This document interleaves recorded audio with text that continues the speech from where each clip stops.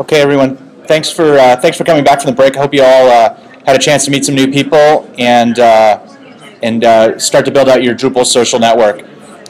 So without further ado, I'm just going to thanks guys. I'm going to talk a little bit about considering Drupal and open source software, and I want to really give you an overview of what you need to know. But it'd be great to get some feedback from the audience first. How many people here are brand new to Drupal and evaluating it? Okay, 3. Okay, how many people are pretty much experts in Drupal? And okay, and how many people are familiar enough with the basics? But okay, great. Any other categories of people in here that I'm not catching? Okay. Yeah. In between the last two. Okay. Okay. No, you know enough to be dangerous. Perfect. That's where we like you. Okay.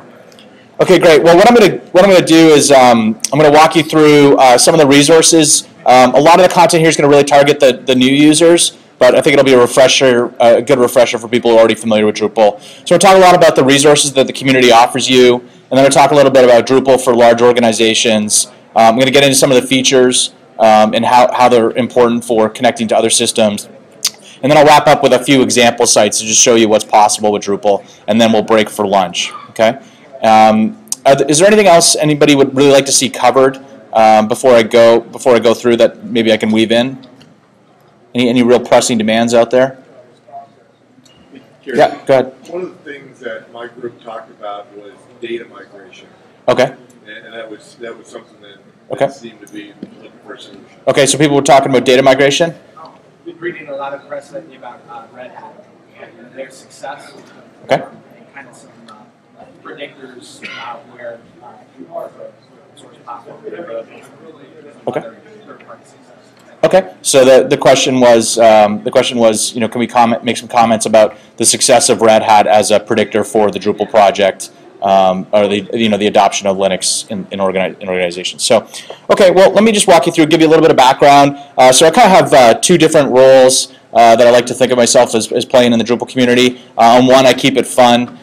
So one of the things I did for fun earlier this year was organize the Drupal 7 release parties. We had about 323 Drupal 7 release parties worldwide. I'm a good guy to go out late at night. I left many of the elder gentlemen at the first bar and went on to several other bars last night. So I'll be here till 9:30 tonight if you want to hang out. And then I've helped organize DrupalCon Boston and San Francisco, and I like to do lots of traveling and get a chance to come out to cities like Atlanta and talk to people. And in some cases, leading up, for example, where I was last presenting DrupalCon Dallas, I did 6 cities in.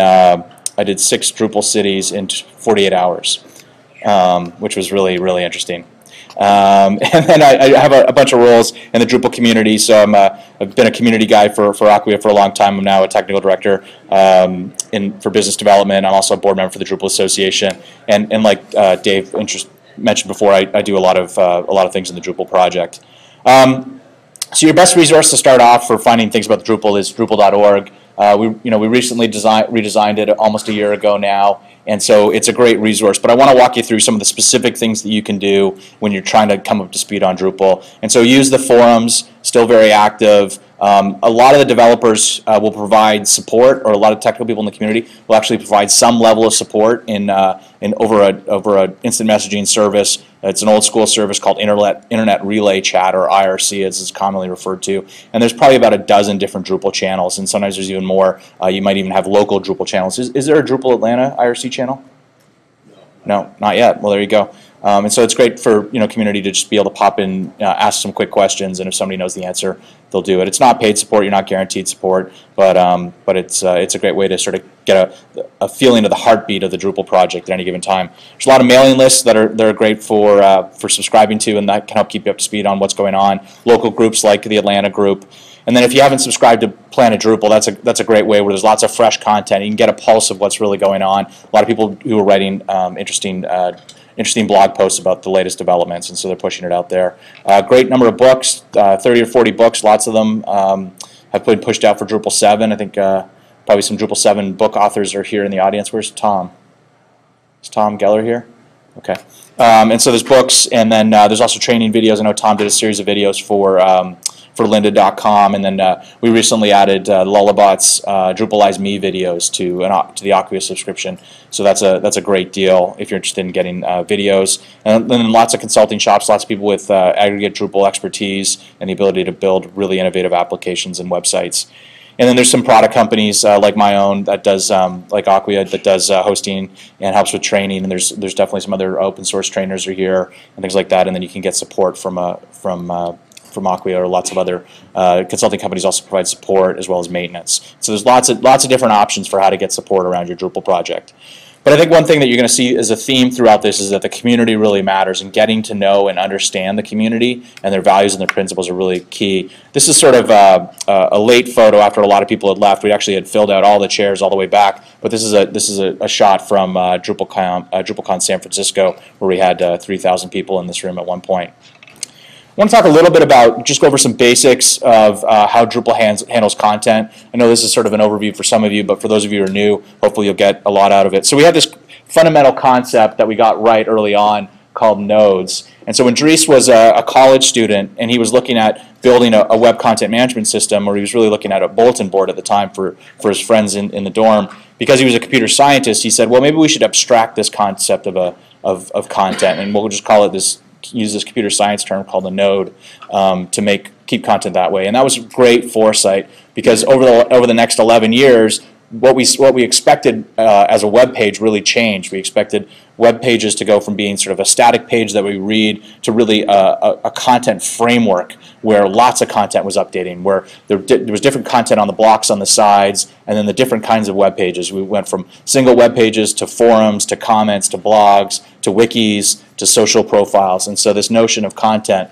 as an abstract concept was really critical. And so we started off with the concept of nodes, and then it spread out to include things, later videos, images, media, and now we're getting into microblogs. And so that's been a really important concept, that we can treat content in the content management system as this core concept called a node. And then we do all sorts of things to reference it, and that helps us to pull it up and to search it and to find it and to present it in different ways based on our business rules. And so we have these references like tags and comments, and the ability to edit and do things like vote and give it a thumbs up or a like, or link to other content. And so these are all really important concepts. And so that gives us this powerful ability to mix and match content. And so if we put all the content into the system, here's a great example of something called views up in the top of the 3 pictures up there. And so what this is on the left is a list of bicycle rides that people have voted on as their favorite bicycle tours. And over here in the middle, we've got a list of content that's actually got some geotagging on it. And so we're able to plot that content on maps. And then the last one is actually a bunch of images, different kinds of images from Bob Dylan's website, which is built in Drupal. And so that ability to mix and dynamically mash up and rotate content is really fundamental to why Drupal is so important. And it allows you to move away from the limitations of a folder, particularly when websites start to grow organically, or you have large teams of content editors. And it can be really hard if when I worked on a site like Drupal.org, where we've got 500,000, 600,000 users that are active, more that are inactive, and then tens of thousands of pages of content, becomes impossible to be able to build out a sitemap. And so we can do things like use tags or create a vocabulary to be able to organize the content and show how to display it. And so we have all kinds of things like this. We can put all kinds of different tags on our content, and we can have different kinds of visitors and add different kind of user rules for people who are visiting our site. Some people could be paid visitors. Some people could be just given elevated permissions, like a community manager, or they're known and they're able to be an editor on the site. Okay. And so one of the key concepts and what's made Drupal so popular is, again, we made that concept of a Drupal node very flexible, that allowed us to turn into any kind of popular social content that we wanted. And then we also, because we made we made the user concept really first class in Drupal early on. We got a huge jump on a lot of the competition, and so Drupal became very social. And so for a lot of the legacy content management systems, they just couldn't adapt, and they've been bolting on sort of social features ever since then, whereas it was first class in Drupal, and that's made a huge difference. And so at the core, what we end up with is sort of on the left-hand side is sort of a classic content management, web content management system. We have content, we've got workflow, we've got taxonomies, search, subscriptions, or aggregation, and we can add in analytics. And then over on the right hand, we've got all those fun social features that we know makes our websites dynamic and fresh, and people add content to them, and that improves our Google juice and to help with search engine optimization. And so at the core of those two is really where Drupal is. And so we've also got different kinds of users, and so out of the box you're going to get a couple of different user roles. You're going to get the user ID 1, which is the first account, and that's a super user on the site. And then you're going to get authenticated users and anonymous users. And we always like to get people to disable their user ID 1 account and really set up a specific administrator role, and then give them specific permissions, like they have the ability to create a page or edit a page. And things like that. And so we can group roles that map to your business organization. And so a lot of the lighter weight CMSs haven't really had this capability traditionally, and so a lot of people found them unusable for businesses where they have more than 3 employees, let's say. And so this is part of why the notion of being able to have public content, private content, and then group-specific content is really critical to Drupal, and why it's been so part of the reason why it's been so successful. And so here's an example of being able to see some views. And so, sorry, it's a little hard to see there, but it's basically what it says is it's unlimited custom roles, permissions, and views. So lots of ways to mash things up. So that's kind of an overview of content management. I did want to talk a little bit about the general public license too. If your organization is thinking of adopting Drupal, you may have to go through a legal process to use Drupal. You may have to, or you may have to go through a process where you buy services around that, and this is really important. So at the core concept, there's this license called the General Public License, and it's considered a viral license. And what that means is that if you take a copy of Drupal and you work on it, you can do whatever you want. You have the freedom to change and modify that, and if you're inside a single organization, you can distribute those modifications as you see fit. You can have a custom theme, you can have custom modules, you can change the source code in any way you want.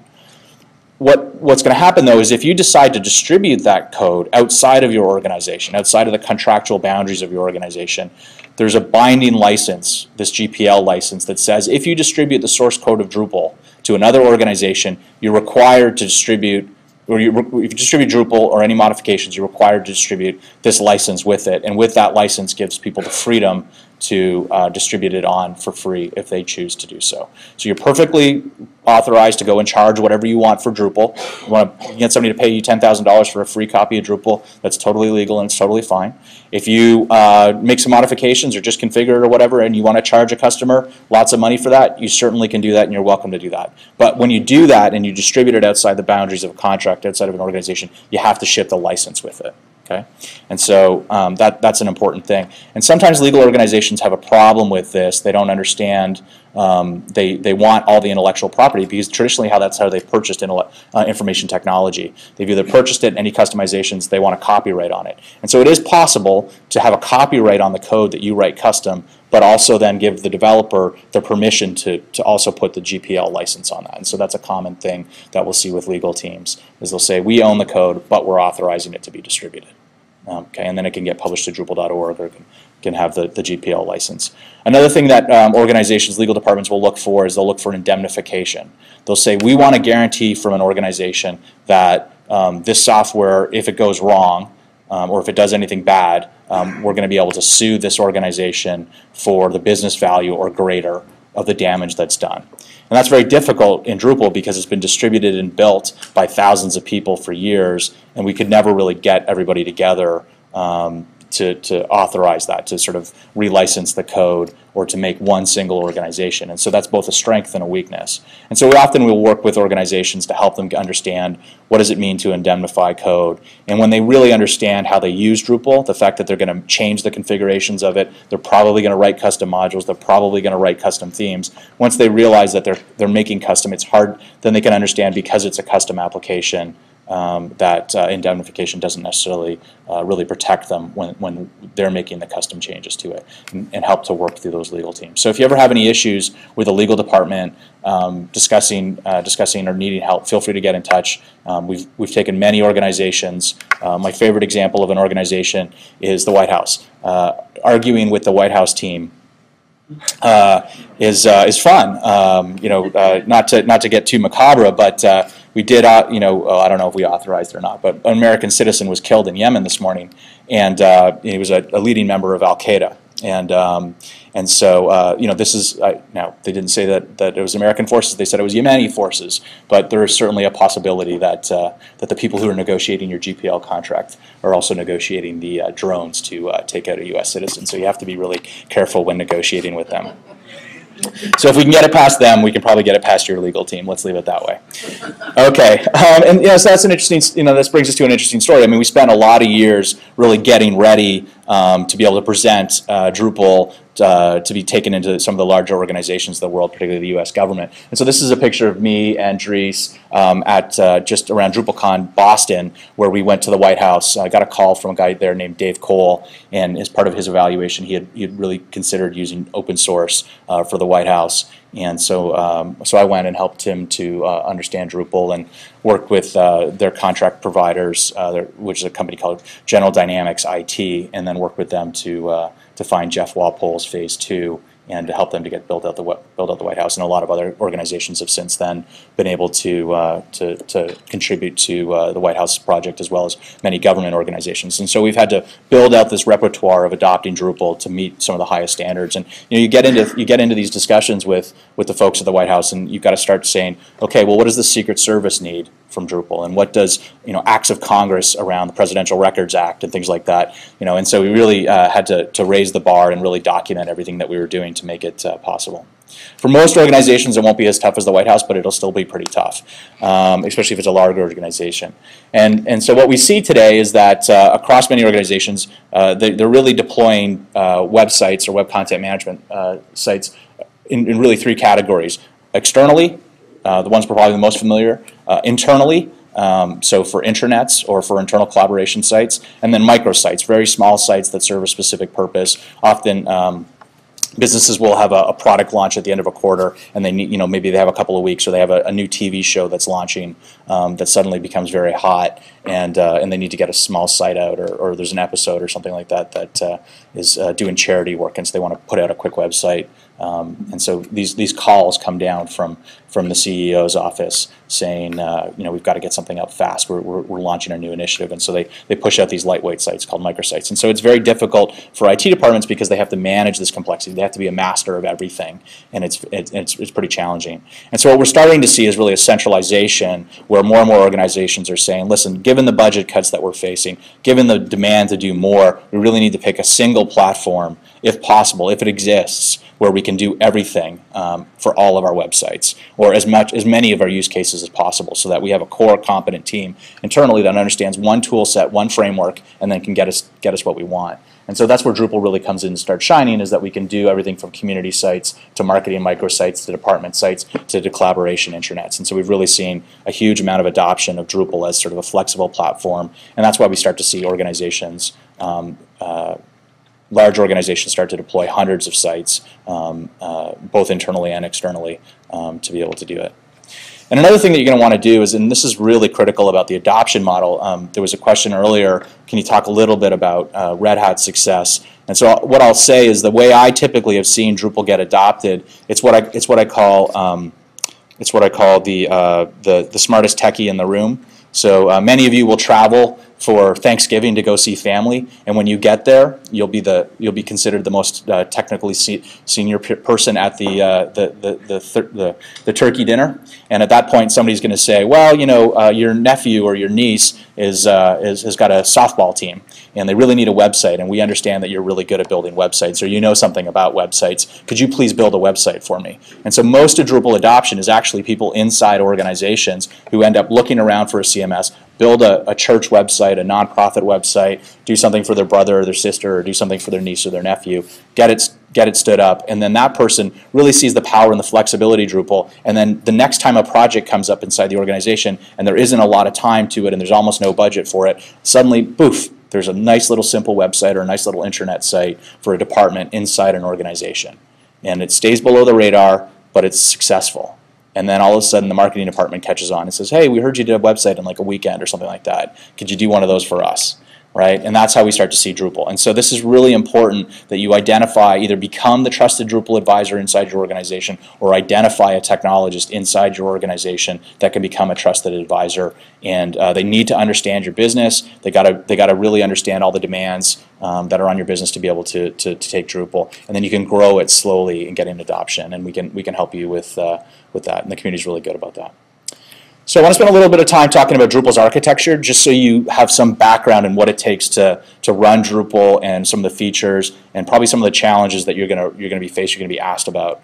And so Drupal runs on a technology stack most popularly called LAMP, and it stands for Linux Apache. Apache is a web server. It serves the code up and executes the code to generate the web pages. And then MySQL is where we store the data and in the database. And then PHP is actually the programming language. It's a scripting language that compiles on every page load, or can compile on every page load. And so it's very fast. And so this stack is really important. And if you're talking to your internal IT team, they may or may not have LAMP skills inside their organization. So we see a lot of organizations that are .NET organizations, or a lot of organizations are Java organizations, or a lot of organizations just outsource their IT. And the current outsourced IT provider may or may not be familiar. And so if you're looking to deploy Drupal, LAMP is often the best way to go because it's where you're going to find the largest skill set, the most available talent. If you go looking for answers in the forums or things like that, that's where most of the questions are going to be answered around the LAMP stack. But it does run on other platforms as well. So if you are a Mac shop internally, if you're a graphic design organization and you run OSX as your base server, then you can certainly run it on Mac. Or if you're a solid Windows organization and you've bought all the licenses and you're required to deploy everything on Windows, then Microsoft in fact distributes Drupal itself as part of the web applications platform, or sorry, the web gallery. And so if you go and download the web gallery for Windows, Drupal's right there and it'll be deployed. And they're actually now deploying Drupal on their cloud called Azure. So they're also seeing adoption there. And then Drupal can also run on a variety of different web servers as well. Apache, which I mentioned, IIS, which is the default one for Windows. People continue to struggle a little bit, but for those people who have to do it, there is support, and Microsoft's very keen to get more adoption of Drupal on their platform.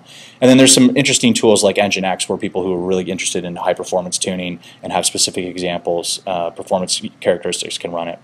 And then we run on a bunch of databases as well, and this is something that I was pushed really hard for, was to get Oracle and SQL Server, so that people who are storing really important data that they want on the web that are traditionally in an Oracle or a SQL Server, so that Drupal can basically pull data from any of these sources. And we've started to look at next generation databases as well, particularly MongoDB and other kinds of data stores to be able to pull data in. And so if you're doing real-time data, big analytics, gigabytes and gigabytes of data, millions of rows, tens of millions of rows of data, and you want to be able to get that surfaced up in Drupal, that's certainly possible. And then last but not least, and probably the most important, is PHP. Can't run Drupal without PHP, or at least right now. So people have tried to port it to other languages, but it's not completely done yet. And so hopefully I won't spend too much time diving into the tech, but I want to give you a little bit of a sense. So on the top, we've got all kinds of different applications that we can do: community sites, corporate sites, mobile sites. And so this is really key for the way Drupal works. Drupal stays as this core repository, and then if you need an iPad app, or you need a web app, or mobile phone app, or you need a classic Drupal website app, then you can pull data out of Drupal. If you needed to use Drupal as your data store for your Facebook application, you can do that. And so there's a few different layers that we put in here. We have what's called a presentation layer, where you can create templates that you can run your content through, so the content comes out consistent. And we have things like content types, so we can have those wikis and those blogs and those forums. And then we have the thousands, tens of thousands, or 10,000 plus contributed modules that you can plug in, and those are kind of like application features that can modify your content. They could be site building tools, or they can just be sort of like decorators doing things like adding tagging or voting.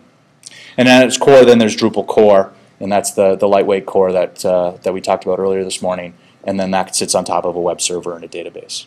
And so these are the components that you're going to need to know about in terms of deploying Drupal, or you're going to have a technologist who can understand this stuff and help you in its deployment.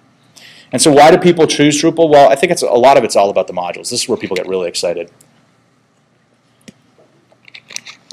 It's very common for me to get a call for somebody to come in and say, hey, we're thinking about using Drupal and we have a requirements document. We wrote a 25-page requirements document and we're looking for all our features. And we just went on the Drupal website and it seems like they're all there, but there's so many, we're not sure which ones we should pick, right? We're not which one. We know we want voting on the website, but we don't know which of the 50 voting modules do we need. Or we know that we have to integrate with our user login system and there's 364 user integration login modules. Which one do we use, right?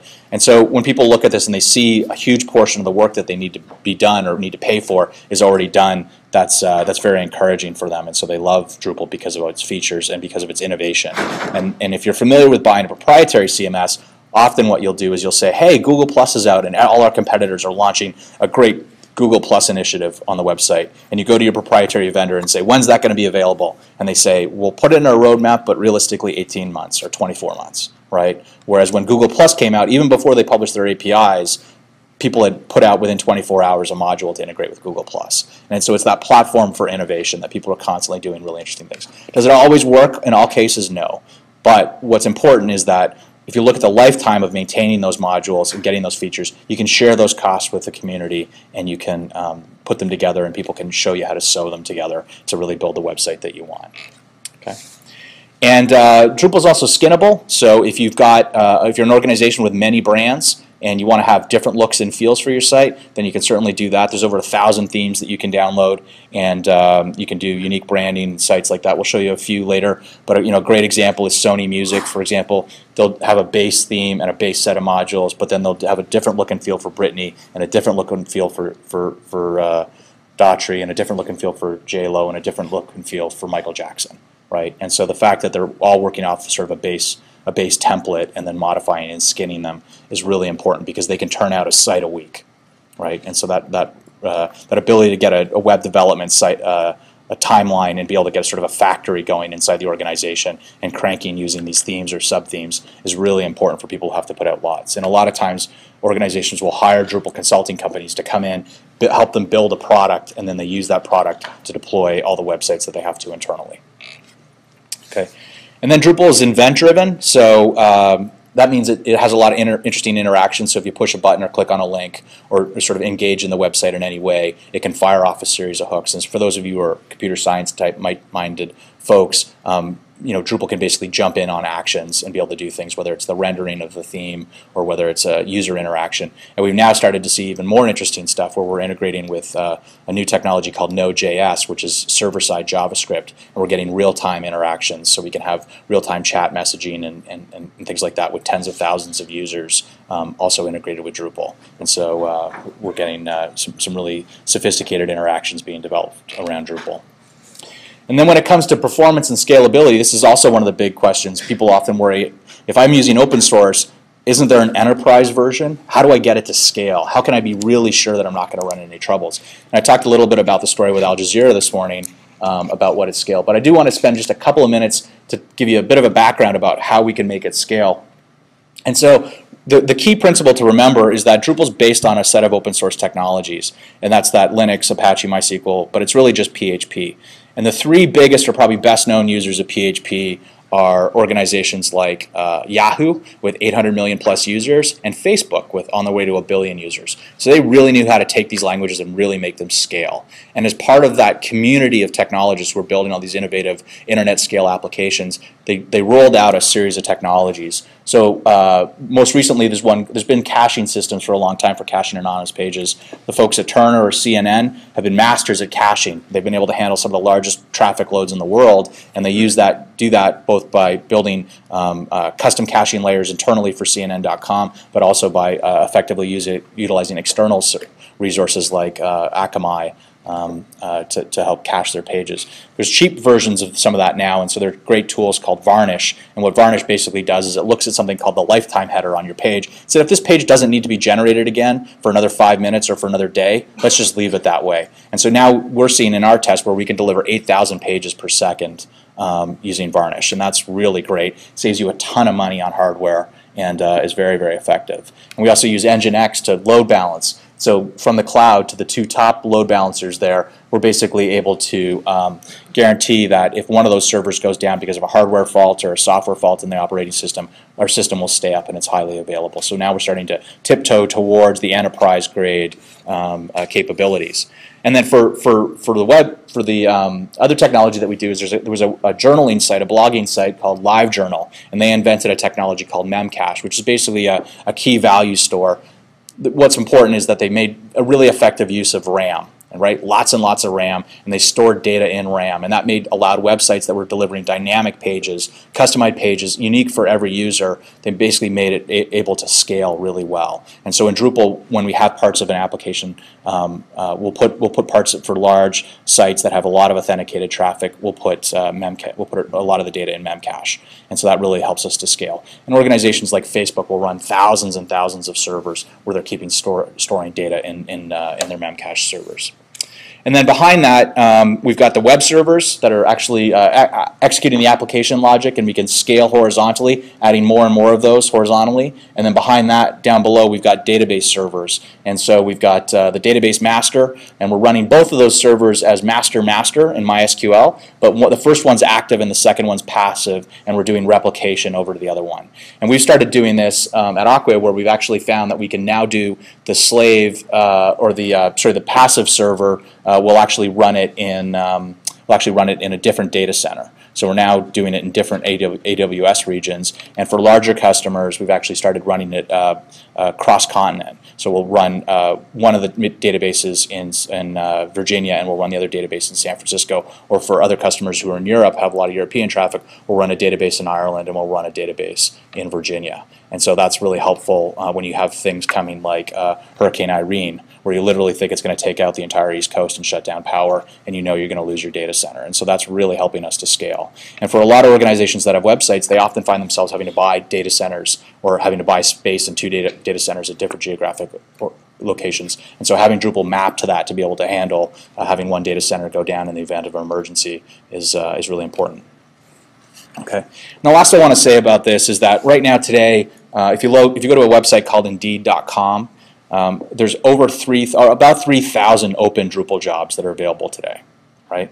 So if you're ever wondering why it's tough to get some people, there's 3,000 people, and there's hundreds of recruiters, some of them are here, who are out there calling every Drupalist in the community and just basically saying, would you like to come have another job? Would you like to come have another job? And they're highly incented to do that. And so what Drupal's gotten really good at is building tools to make developers more effective, to make them faster, to reduce the amount of time they have to do things. And so a great example of that is, we love Drupal because we can drag and drop. We can use our mouse to click on things on a screen to help build websites, and that was really effective.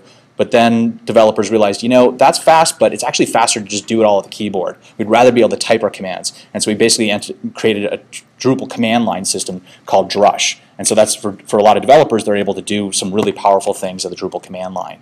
And likewise, with this hosting, it can be very expensive to constantly have to build these infrastructures up. And so there's some really interesting commercial solutions out there, what we're calling platform as a service. And I'd encourage you to take a look at the evolution of hosting platforms to cloud-based platforms with a lot of tooling around them, because people are able to build in a lot of that expertise and then reuse it really effectively. And a lot of the consulting shops will have a stack that they've built as well, and so those can be really effective for you to go to somebody who's got a pre-configured stack. Another question that comes up, and certainly one of the ones that came up at the White House, was, is open source software secure? Right? You hear these reports, there's probably somebody in your IT department, there's probably somebody in your enterprise who's asked the question, oh, we heard about a security problem with Drupal. And so I like this quote. It's the quote from the CIO of the Department of Defense, and he says, continuous and broad peer review enabled by publicly available source code supports software reliability and security efforts. And I think this is a huge pat on the back for the security team, particularly the Drupal security team. We had about 35 members. We've been going for 5 or 6 years now, and we've really focused heavily on getting good security policies, predictable security policies out there, and putting out reliable releases and sticking to a process of doing reviews of Drupal source code. And this is a great example of it being recognized. So I talked a little bit about security. So 35 members. We regularly publish security advisories. We don't review every module for every security vulnerability. The job of sitting there and looking at every code commit for 12,000 modules for 11,000 developers when they're doing, I think I had a slide up this morning that showed there was 3,600 commits so far this week on Drupal.org. Having people just looking at every line that was committed and making sure it was secure would be an impossible task for us to take. What we do is when developers are using these modules and are doing that broad review, they can report those security problems to the security team, and we'll help them through a process of identifying and confirming an actual technical security fix for it. And if we see a problem, fundamental problem in Drupal itself, we'll roll that into the next version of Drupal 8. We'll harden the APIs, we'll make things easier to use so that sites have better security defaults out of the box. Okay? And so we also look to the industry, and so we have something called the Open Web Application Security Project. And they publish top 10 vulnerabilities. And so we look at that to see where web applications are vulnerable, and then we compare it to how Drupal's doing. And so we've published a report that a number of the companies here help fund, DrupalSecurityReport.org. And so if anybody in your organization is asking questions about security, download that report and review it, and that'll give them a great view of where security is for Drupal. And we've seen some of the most vulnerable highest profile websites in the world. There's a lot of people who would like to take down whitehouse.gov, either for hacker creds or because they disagree with the policies of the U.S. administration, both internally and externally. And those include organizations that have access, either criminally or through state sponsorship, to hundreds of thousands of machines. And computer scientists and people who will attack. And we've worked to help the White House be able to secure that, and they use all kinds of interesting techniques. But a lot of those are commercial-grade, publicly available systems that, combined with Drupal, can really secure a website. And so it certainly is possible, and happy to spend time with you to understand what the whole matrix of security around Drupal is. And in the government, this is often referred to as certification and accreditation. How do we certify the entire stack around a networked application to make it secure? Okay. We also want to be able to focus on standards. When Dries was in college, he looked at the internet, and he saw there's starting to become the emergence of technical standards, and we like technical standards because it gives customers interoperability. Proprietary standards are great for innovation, and we've certainly seen lots of companies like IBM come up with their own networking standard, and Microsoft come up with their APIs and their own browser, and things only work in their browser. And we've seen Facebook, really try to lock up the protocols for social networking and other organizations like that. But from a technology standpoint, we really in the industry like open standards because we think that's best for customers, and customers demand and put pressure on technologists to say, I want to be able to port my stuff around. I want to be able to change back ends. And so some of the standards are like XML RPC. This is a communications protocol for executing code on a remote server. And then there's also a Drupal services module. We use a popular technology called SOAP, which is web services, something sort of an advanced grandchild of XML RPC. And then AMF is for integrating Flash, and we're starting to see more stuff around HTML5. And then also a popular technology is called, or protocol is called REST, where you just basically hit a URL in your browser and you get a page back, and that's very useful. You probably do it yourself. You remember pages on the internet. You just write it out, and you always get that page back that you want. But there's lots of things in here that you can see: Microsoft Silverlight, Facebook, Android, iPhone, iPad. We've got all these standards that we can integrate. So if your organization's building applications, they can definitely plug them into Drupal.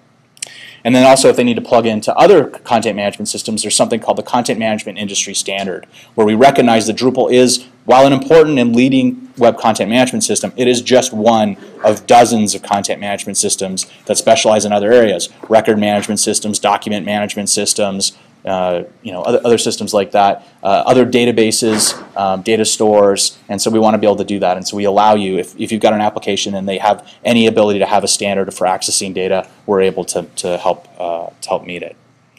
And then another thing that a lot of organizations want is they've got centralized authorization and authentication.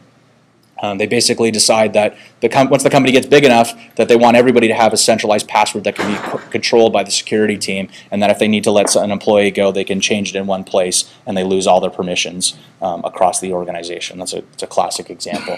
And so Drupal has about 368, it's probably more than that now, different ways of integrating and doing authentication. The most common being Active Directory and LDAP, but certainly in the higher education space, if you're at a university or from a university, you either know now about CAS or you're going to know about Shibboleth, probably the most popular one. Shibboleth built on top of a protocol called OpenSAML.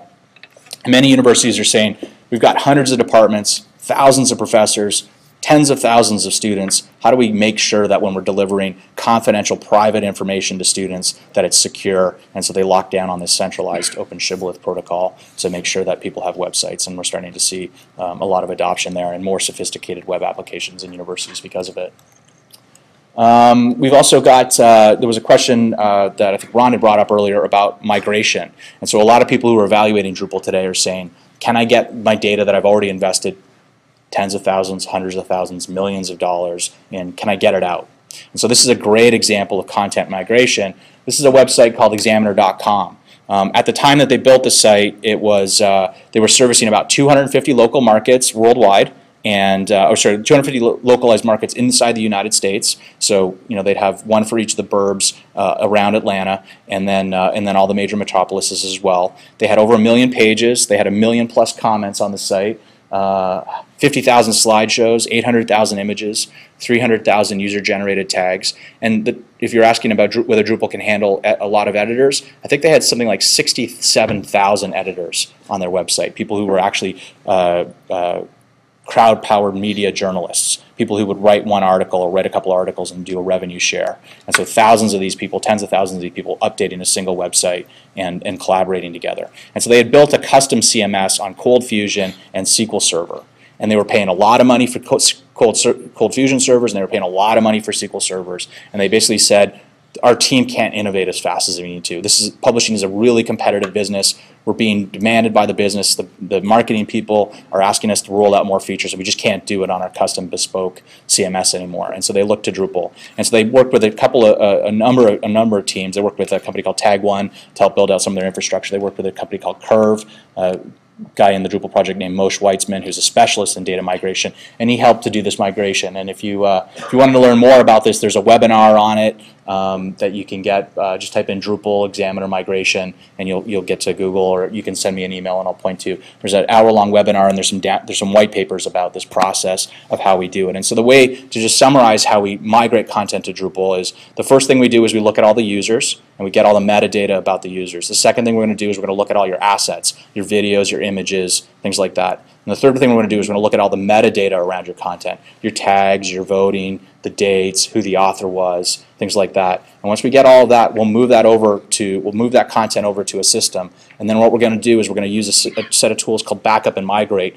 and we're going to run hundreds of times, maybe thousands of times, the importation process over and over and over again, and then manually QAing it, looking to say, okay, when we brought over these hundreds of pages, we brought over tens of thousands or hundreds of thousands of pages, how did it look in the system? And we'll just keep diving in and trying to find problems, and we just keep running that process over and over again, and we finally figure out what the right heuristic rules are. And then we'll get to a point where we say, okay, we got 99.9, this is as much money as we want to spend on our migration, we're ready to go. Or we'll clean stuff up in phases over time, and then you're able to migrate. And so this is really effective tooling. It's really helped to move very large sites, and we see a lot of pressure in industry on old vignette licenses where they've got $1 million licenses coming down, or proprietary systems where the cost of migration plus standing up Drupal plus the infrastructure is often cheaper than continuing to renew a license. And so there's lots of use cases and lots of case studies out there about migrations to Drupal.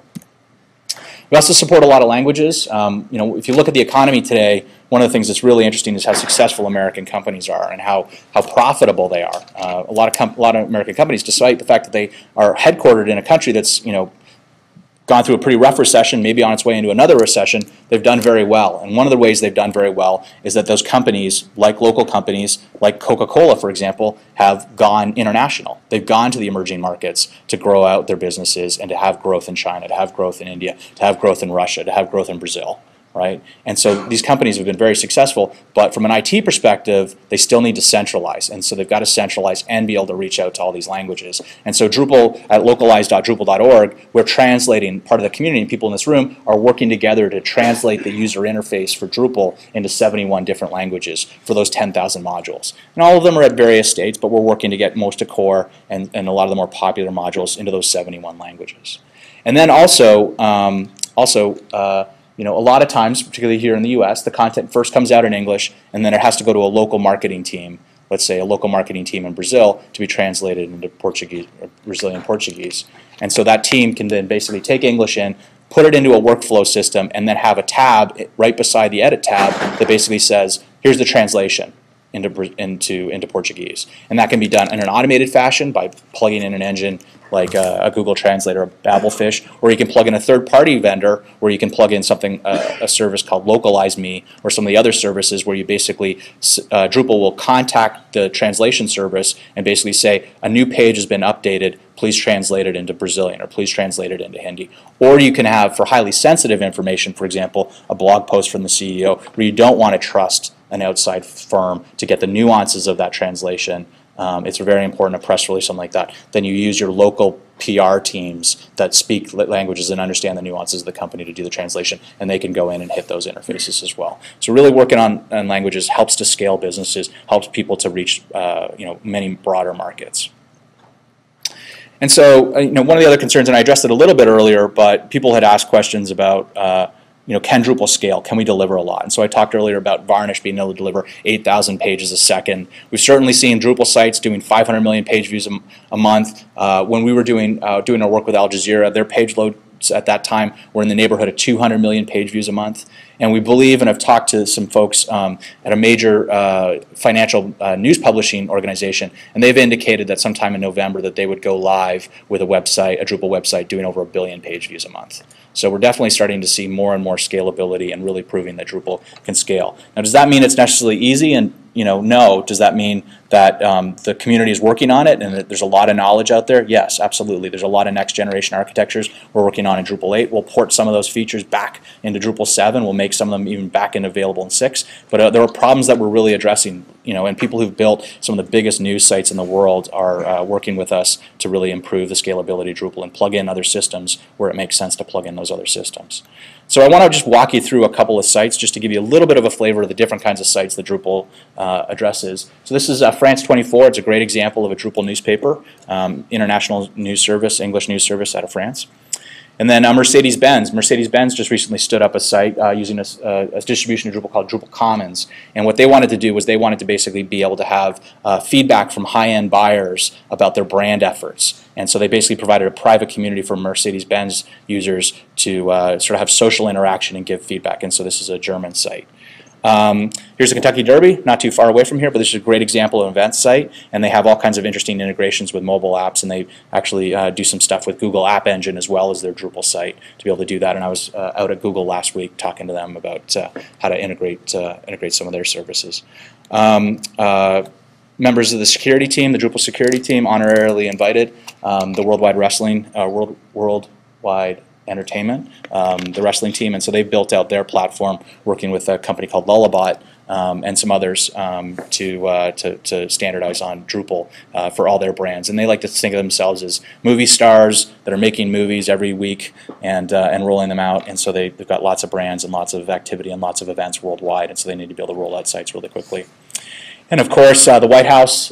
Here's an example of LinkedIn. LinkedIn is using Drupal heavily for a lot of their web content sites, even though they have this massive platform, very sophisticated IT team that's rolling out LinkedIn. They turned to Drupal for their success. They actually shut down Jive, a very expensive proprietary social system, to switch over to Drupal to do that. And so here's the president doing a town hall from LinkedIn. Probably also a little fundraising out there as well for the White House. And then local town, Turner.com. I believe the site was just recently relaunched, and or is in the process about to be relaunched, and will be on Drupal. I think it is on Drupal and maybe being rebuilt on Drupal as well. And but many of the brands at Turner as well are moving to Drupal and standardizing that platform and helping to transfer knowledge between the community to the internal team, IT team at Turner. And they've worked with lots of consultants around the world, large and small shops to get projects. And so it's great. It's great to see big brands and people doing some of the most interesting work. And certainly I know I love a lot of these TV shows. I was up at NBC Universal and expressed to them the amount of excitement that if they moved all the TV shows on Sci-Fi over to Drupal, that would be well loved in our community.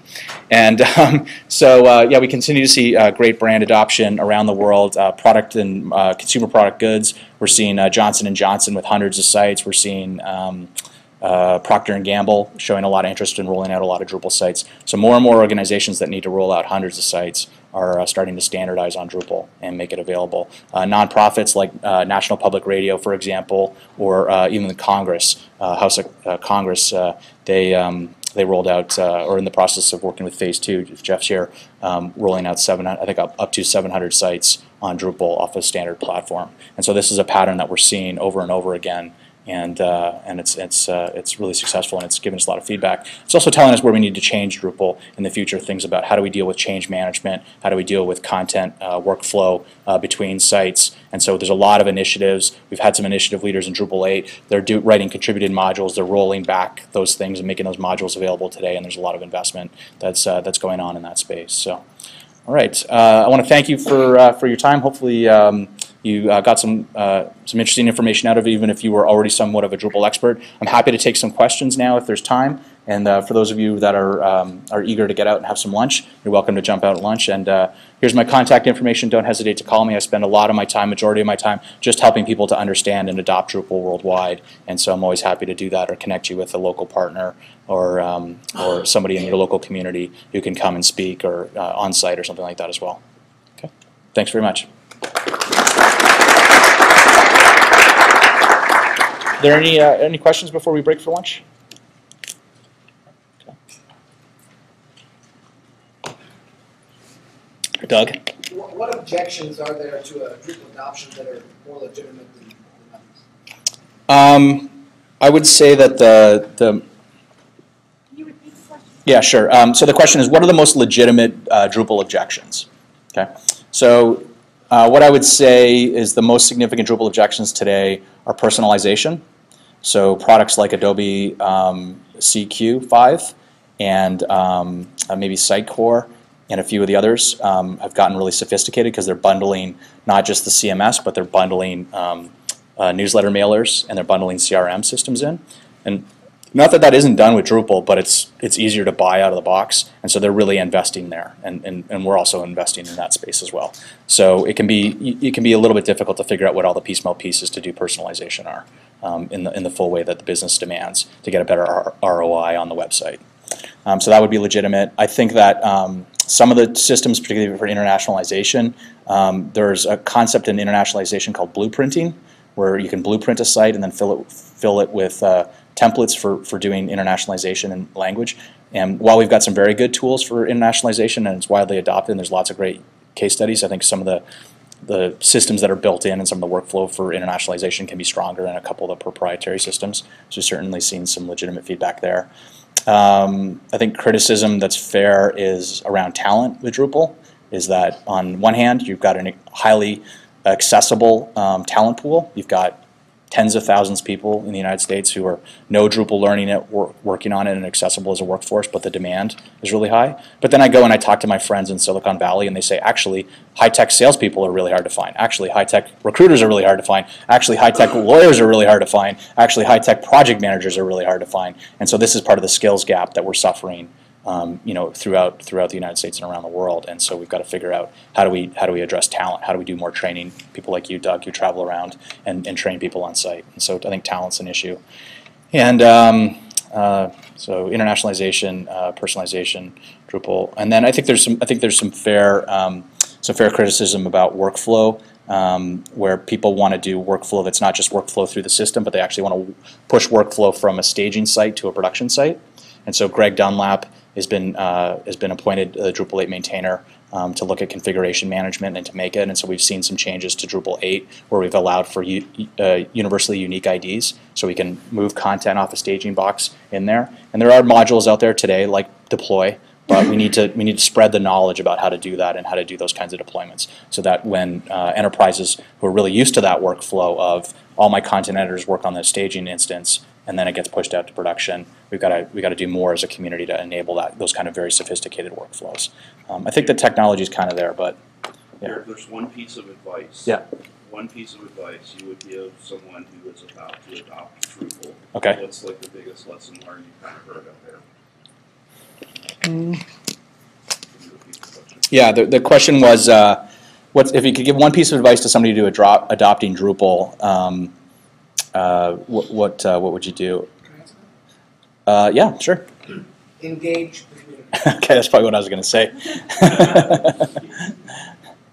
It can be very difficult and intimidating for large organizations to kind of understand what does it mean to engage the community. And if you're in this room, you're engaging the community. If you said hi to somebody else and you asked a question, you did it. If you paid attention to what's going on, because a lot of that knowledge transfer is social. Certainly there are lots of great business services to have, but some of it is social. It's that interactivity. It's being able to express your concerns to other people and get them understood and listened to. And I think that part of that knowledge transfer, going to the events, getting the budget, arguing with your IT department, arguing with your directors, please fund sending our technical staff and our business staff to DrupalCon or to Drupal events like this. Make the time available to retrain folks is really go learn from other Drupalers. Is probably the key to success, because the problems are being solved. I mean, the fun part about Drupal is that I wake up every morning and somebody's gone out and solved the problems from yesterday. For example, I got an email Thursday morning from one of my customers who was very unhappy about the fact that he would publish new content in a breaking news story and it wouldn't get cleared from the varnish cache fast enough. And somebody told him, "Oh, you can't clear using Acquia Cloud."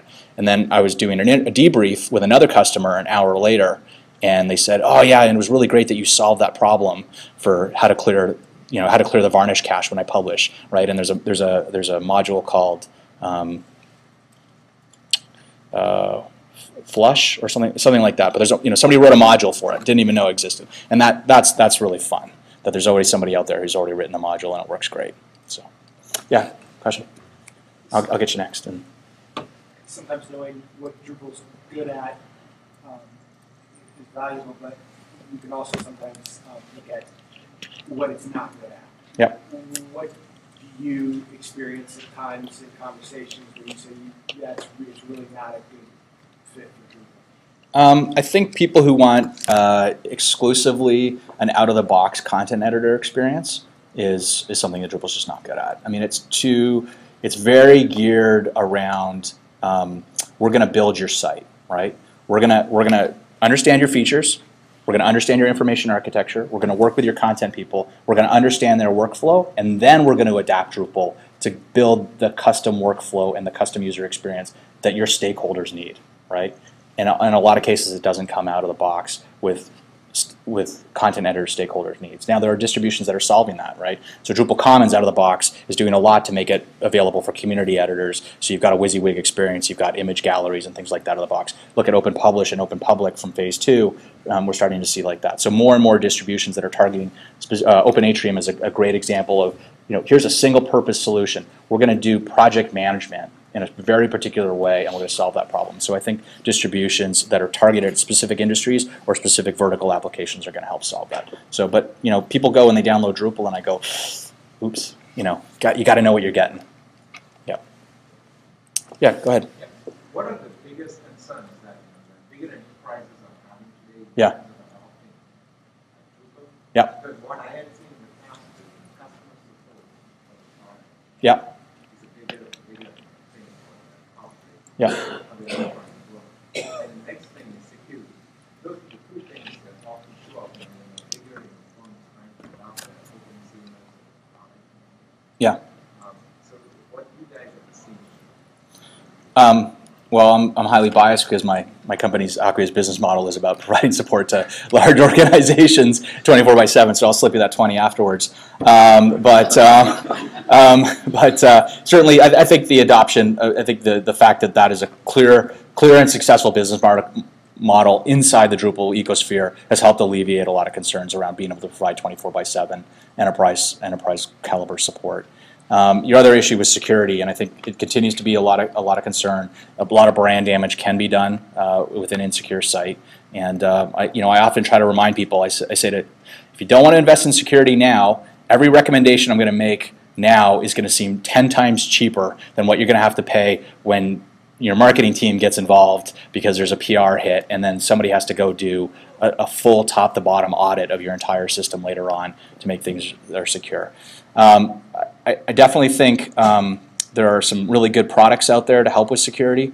So there's I think a set of modules called the Security Review module, and I'd really encourage everybody to take a look at that, and it runs you through a series of checklists to make sure your site is secure. and it does it as a configuration level and a systems level security. Acquia's got a product coming out called Insight, which does a lot of that. You plug it in and it runs a bunch of heuristics about the performance of your site and the security of your site, and that's built by the, with input from the same guys who built the security review module. I think that's really important. I think we're starting to see a lot more maturity in the larger vendors. So the IBMs, the Capgeminis, the GDITs have started to build up practices where they're training more of their security experts to understand Drupal. So we're seeing reports of more organizations going out and hiring third-party auditors that could then come back to the security team and say, we reviewed a site with 156 modules. What about this? And then we're going back and forth for a while about policy. That's not really a security bug.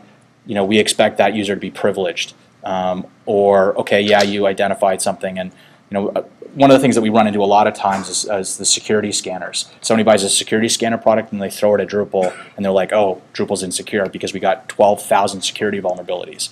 It's like, well, most people don't get admin privileges to anonymous users on their public websites. And you got to sort of walk them through about what's the appropriate way to lock things down and that. But in general, I think we've done a really good job of security. I think the one problem that Drupal's weak on is, and it's just going to take time, is we have a model for security that says if you have a bug, the security team will hold it secret while we try to work with the developers to get a fix. And then we're going to release it publicly. And we do it in a fairly prominent way that shows up through social media and shows up all around. And people pick up on the vast number of security bugs that are coming out from 12,000 plus developers, 11,000 plus developers working on 12,000 plus modules. And so that leads to a lot of security reports. In my mind, and I think from our principled standpoint, is that means we're paying attention to security. That means we're taking it seriously. That means we're reporting it, we're getting it out there, and we're trying to educate people about security. For the vendors who are competing against us, they're like, look at all the security reports, it's totally insecure. And so we even just hired a new director, Michael Lemire, of security at our stuff, and he said he wouldn't have touched Drupal prior to that because he just got the vibe that there was a lot of security issues with Drupal. And so it's going to take a while for the world to recognize that being public and disclosing security is actually, and transparent is actually a model for good security as opposed to, they think no security reports is good security. It's just not realistic.